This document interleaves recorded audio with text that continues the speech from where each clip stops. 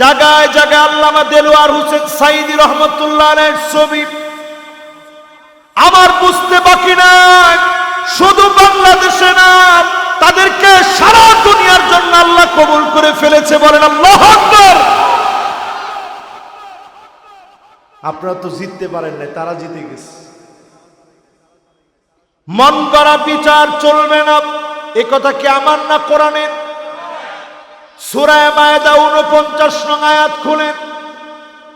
বিচারপতি মানিক কাদের ন্যায় বিচারের বিরুদ্ধে মন গড়া বিচার চালিয়েছে। জুতা পিটা খেতে ওই জন্য দেরি হয় না।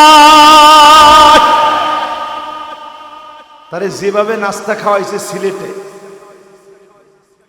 চিটাগাঙে যদি হইতো নাস্তার আইটেম আরো বাড়ত। ঠিক না বাজি? কত ডলিয়ার খানা, কত ধরনের খানা আছে, ভিতরে সব খাওয়াইতো। জাতি প্রমাণ করে দিয়েছে মন গড়া বিচার এই জাতি আর দেখতে চায় না। তাহলে আমি বলছি, ন্যায় বিচার প্রতিষ্ঠা করতে ফর্মুলা লাগবে কয়টা? যেহেতু তাফসির মাহফিল, অনেকে পরে বলবেন কই হুজুরে তাফসির করে নাই তো, এই জন্য আমি ডাইরেক্ট কোরআন দিয়ে আপনাদেরকে বুঝাচ্ছি।